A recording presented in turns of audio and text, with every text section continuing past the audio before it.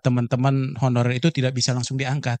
Karena kita pun tidak mau melanggar undang-undang. Karena undang-undang itu harus melalui proses seleksi. Tapi seleksi bagi tenaga non-ASN itu sesungguhnya itu diberikan afirmasi 100%. Jadi sepanjang tadi formasinya diusulkan, kemudian mereka ikut mendaftar, maka kemungkinan besar untuk lulus jadi P3K itu bisa 100% sebagaimana disampaikan oleh Bu Menteri. Jadi termasuk di Papua, Pak. Papua itu afirmasinya bahkan untuk CPNS-nya pun berbeda gitu ya. Karena begitu dia tidak lulus NAB maka menggunakan peringkat. Dan bahkan Pak Pimpinan, Papua itu 2021 itu formasinya 28.000 itu sampai sekarang, Pak. Cuma persoalannya mohon maaf di daerah berganti-ganti orang, Pak. Dan itu di luar kewenangan kami. Sehingga begitu orangnya ABCD tiba-tiba adil aja di EFGH kan gitu ya. Jadi kita bingung lagi ya. Sehingga ini menyebabkan itulah yang terjadi. Nah, oleh sebab itu kesempatan untuk P3K itu bahkan Bu Menteri Kebijakan itu membuka 2 periode, Pak. Jadi ketika periode 1 tidak terpenuhi seluruhnya, maka silakan masuk ke periode kedua. Nah, terkait dengan 30%-nya, maka disampaikan Bu Menteri tadi, ada pengangkatan P3K paruh waktu. Kenapa ada paruh waktu? Karena ada pemerintah daerah tidak bisa membayar sesuai P3K penuh waktu. Oleh sebab itu, maka diberikan paruh waktu itu supaya dibayarnya tidak dengan belanja pegawai dulu, supaya tidak mengganggu 30% tadi. Akan tetapi bagi mereka yang paruh waktu tadi, dia punya kesempatan untuk tetap dapat NIP yang sama. Sehingga dia memiliki legalitas hukum dengan status kepegawaiannya. Jadi begitu nanti Pemdanya sudah memiliki anggaran untuk membayar secara penuh, maka dia boleh langsung diangkat. Tapi dia tetap sudah memiliki NIP. Kemudian selanjutnya Pak, itu tadi terkait yang sampaikan Bu Menteri, apakah boleh tadi pengembangan kompetensi itu boleh sekarang bagi P3K sepanjang dia tidak mengganggu jam kerja yang bersangkutan. Karena P3K itu dikontrak untuk memenuhi kinerja dia guru dan sebagainya. Termasuk pemenuhan tadi apabila dia akan dipindah sepanjang masih dalam satu wilayahnya boleh, Pak. Misalnya di sini kelebihan guru mata pelajaran. Ini matematika, di sana kurang guru pelajaran matematika. Nah, ini formasinya usulkan ke Bu Menteri, nanti Bu Menteri akan keluarkan, maka dia akan berpindah. Nah, itu aturannya yang kita terapkan. Supaya apa? Nanti antara formasi yang kita keluarkan dengan database dengan BKN secara teknis itu nyambung, Pak. Oh, ternyata orang ini sudah pindah ke tempat lain. Jadi sangat memungkinkan distribusi itu asal dia tidak berganti jabatan. Kalau sepanjang berganti tempat, tapi dalam satu institusi itu masih diperbolehkan, tapi dengan syarat tadi untuk formasinya itu harus disesuaikan supaya memastikan yang bersangkutan. Karena formasi di jabatan itu ada 3, Pak. Yang paling penting, pertama kualifikasi, kedua jabatan, ketiga unit kerjanya. Jadi dia harus sudah cocok di tempat itu. Kemudian ya Pak,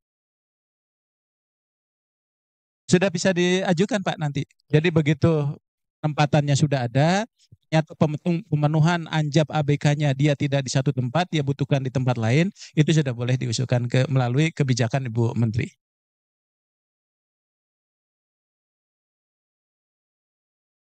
Kalau perlu setelah mengajukan nanti Pak, nanti kita telaah apakah betul nanti kebutuhannya itu di sekolah lain misalnya. Nanti kita tinggal komunikasi dengan BKD-nya Pak.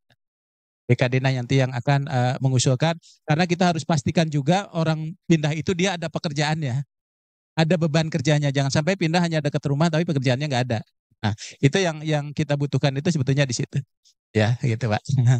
Atau pindah malah sekolahan yang nggak ada, ya itu ya repot lagi. Yang barangkali itu Pak, tambahan, makasih. Baik, demikian Bapak, kami kembalikan Ya. ke pimpinan. Kepala BKN langsung ya.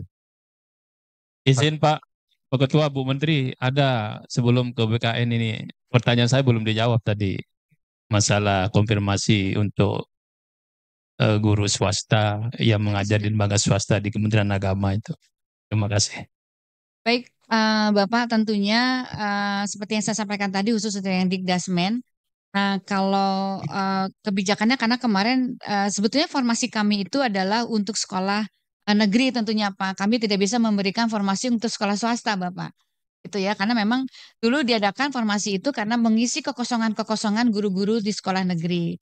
Nah, eh, saya akan tentunya kepada Menteri Dikdasmen pun saya sampaikan untuk melakukan optimalisasi yang sudah yang sudah diangkat dari sana untuk bisa dia untuk bertugas juga di swasta gitu. Tapi kami tidak bisa memberikan informasi karena itu melanggar aturan Bapak. Kalau kami memberikan informasi untuk sekolah swasta gitu. Nah, jadi kalau misalnya demikian bisa saja nanti Menteri Agama melakukan seperti halnya dilakukan oleh Mendikdasmen, misalnya menugaskan tenaga guru yang sudah menjadi P3K ini untuk di sekolah mengajar di swasta, bisa saja mengambil kebijakan yang sama karena ada dua kementerian yang melaksanakan fungsi untuk pendidikan itu, ada di Agama dan Dikdasmen dan Dikti begitu Bapak gitu.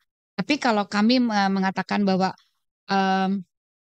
formasi ini untuk swasta tentunya kami tidak dapat melakukan karena melanggar undang-undang.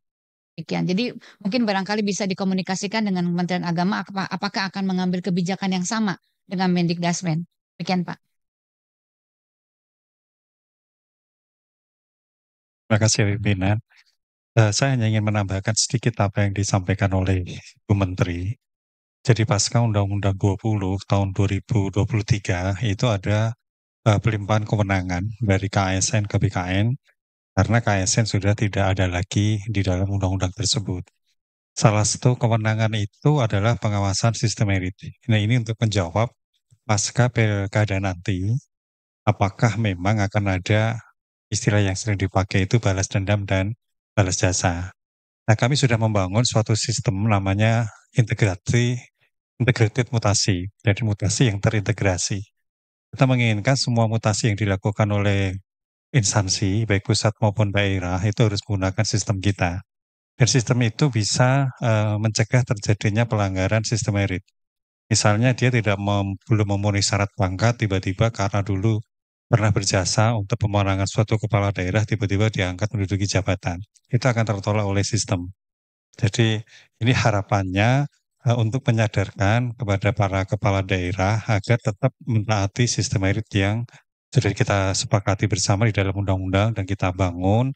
Nah, moga-moga sistem ini bisa mengontrol mereka-mereka yang nanti menjadi korban.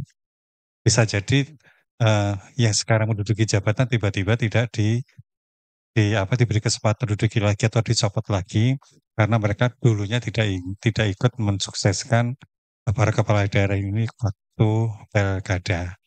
Jadi ini yang kita lakukan dan tidak hanya untuk pemindahan promosi dan sebagainya. Kita mencoba semua layanan kepegawaian itu sudah memanfaatkan teknologi informasi. Ini arahan dari Bapak Presiden supaya mengurangi adanya ketidaknetralan khususnya gubernur, bupati, wali kota dalam melakukan pemindahan. Itu yang pertama. Yang kedua kaitannya dengan kasus, tadi misalnya kasus yang PNS yang sudah sejak tahun 2003 tidak masuk, tentu kami akan pelajari terlebih dahulu. Karena kita punya suatu direktorat itu tentang penetapan status. Jadi kita akan tetapkan dulu statusnya yang bersangkutan, terus setelah melakukan fact finding, kemudian kita juga punya peraturan pemerintah nomor 90 tentang disiplin. Sebetulnya kalau kita lihat yang bersangkutan sepertinya paham betul sejak 2003 tidak pernah masuk, tentu ya karena dia tidak berkinerja, hak pensiunnya tentunya tidak bisa diberikan. Tapi masalahnya yang bersangkutan selama ini belum pernah diberhentikan dan gajinya selama ini sudah selalu dibayarkan. Jadi termasuk kasus tadi yang di Kalimantan Barat oleh Bu Maria, kami mohon nanti datanya secara lengkap Ibu. Ya, nanti kami akan coba lakukan penelusuran terlebih dahulu. Mungkin